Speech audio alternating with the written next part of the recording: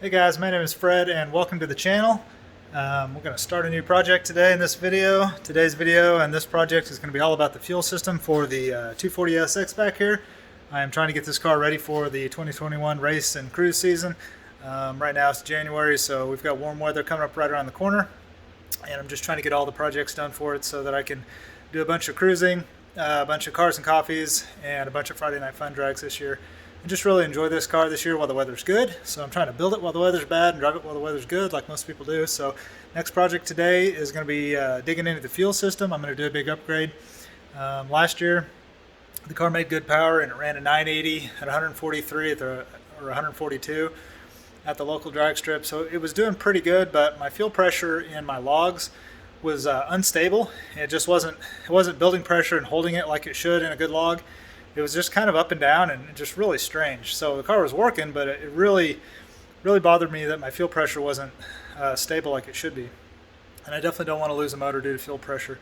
So what I was running for fuel lines at the time and what's on the car still right now are nylon GM nylon lines, the kind you can just buy at O'Reilly's. It's a factory, just a nylon style fuel line, and it's a really great way to build a fuel system if you only need up to about a -6 or a 3/8 or -6 size fuel line. It's a really good product to use for that. But I'm trying to make enough power now that I'm pretty much past a -6 fuel feed and I need to step up to a -8, and then I'll make that in the nylon style. So I'm switching everything out to regular braided lines, PTFE lined and braided on the outside, and switching everything out to AN fittings. I'm also changing out my fuel pressure regulator, which I suspect was the problem all along with the inconsistent fuel pressure logs. I've just got an eBay fuel pressure regulator in there right now, so I think that's really probably what the problem is with the fuel pressure. But also those nylon fuel lines I'm using, the fittings that you have to use with them press into the fuel line. So if you've got a -6 size line, but then you're pressing a fitting into that, you're now reducing your -6 down even further. And then on top of that, I have a bunch of 90s.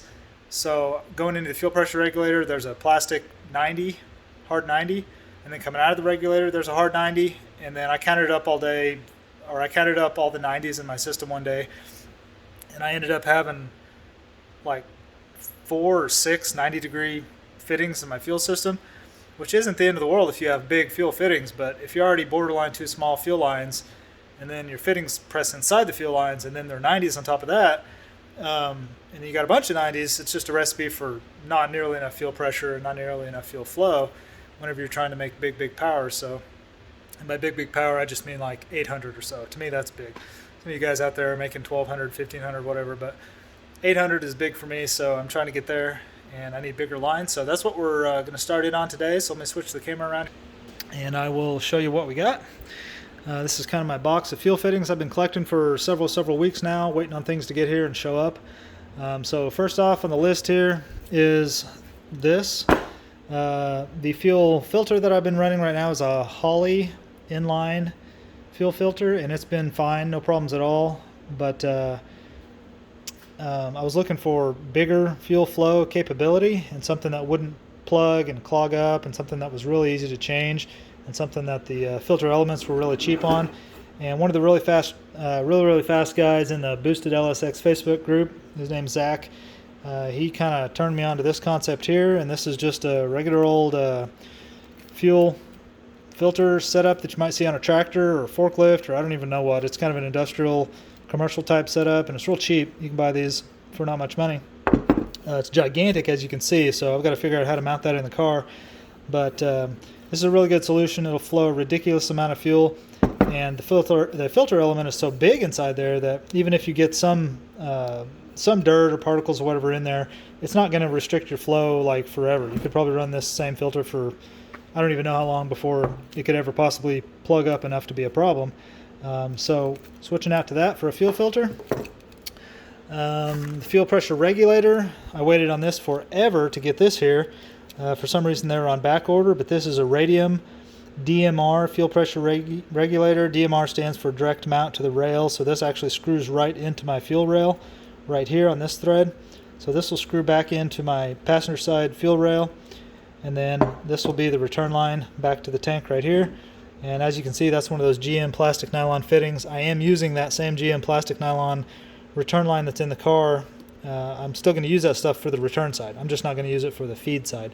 And it won't be a problem on the return side, I don't think. So really nice regulator as far as the way it's built and the way it feels in hand and the construction. It looks and feels like $1,000,000. This thing is really cool. And it's got a swivel fitting on the bottom.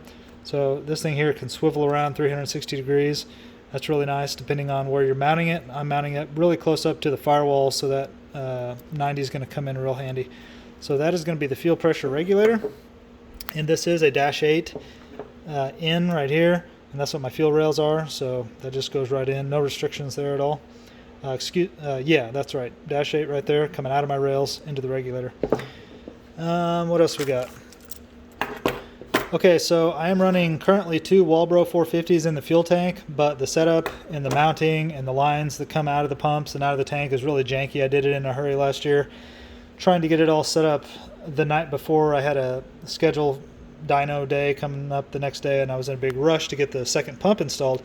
So I did a bit of a crappy job on it, and so I want to update all that and replace it and get a setup that's going to flow really good and not have any problems. So all this here is going to fit inside the tank up to right here, and then this is a bulkhead, and then all this here is going to be outside the tank feeding out to the engine. So that's how that's going to look. And this piece here came from Canada, a manufacturer up there. I forget the name of them. Maybe I'll remember or find it on a receipt here in a second so I can tell you. But it was a really nice piece and actually really hard to find. Here it is. So Racetronics is the name of the company that makes this piece right here. Allows you to have 2 essentially -6 feeds going in and then 1 -8 coming out. And it's a really nice piece. And then these are just bulkhead fittings and whatnot that I ended up getting off of probably eBay. Okay, and then the next piece of the puzzle to make this work are these E85 and FuelSafe fuel hoses. These are actually made for fuel, and these press on here. So these 2 ends will go here, these 2 ends will go down to the Walbro 450s, and these are the correct size for the Walbros, and these are the correct size for this piece here. And I got these from a company called Quantum Fuel Systems. I don't know how I found them. I think I may have found them on eBay. So that's Quantum Fuel Systems, and they had exactly what I needed with exactly the right diameter, and they come with these clamps as well.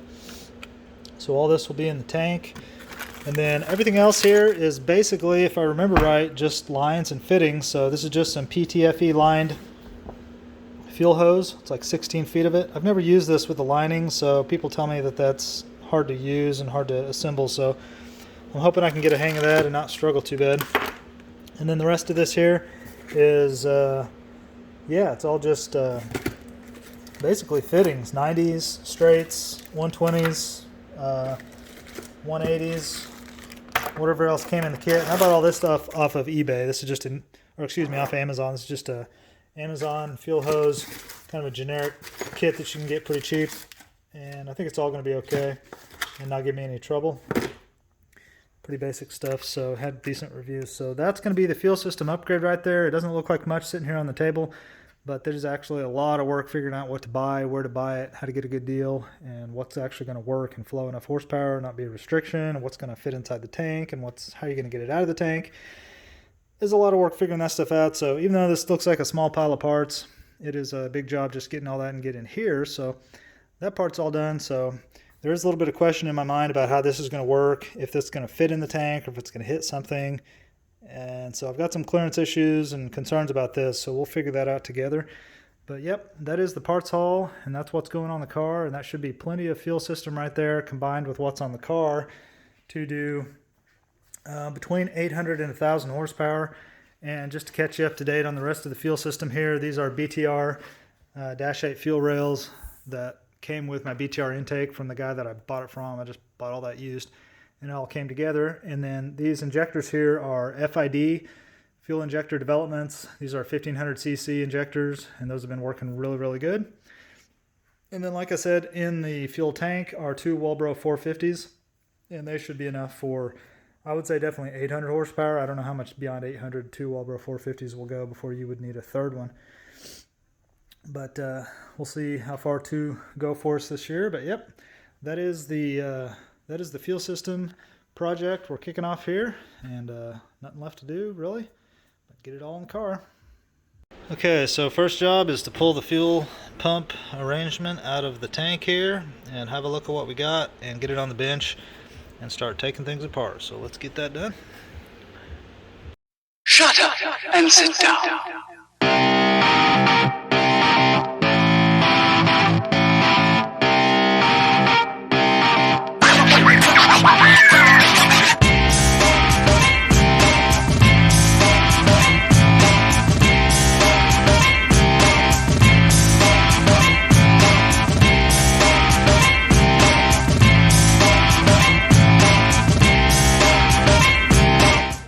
Okay, so here's what we've got. This is everything that was down in the tank, and it barely fit down in there. I'll tell you, it's so wide right here, I could barely get this thing out. But anyway, this is what we got. We got two genuine Walbro 450s feeding up, going through these two plastic 90s together, coming into a brass Y fitting right here, then going out the factory tube right here, popping out right there. So I had enough fuel for somewhere over 600 horsepower coming out of that little hole right there and returning back into that one. The return I don't think is a problem, but the feed right there is pretty much a problem, and feeding this much fuel through such a janky setup kind of sucks.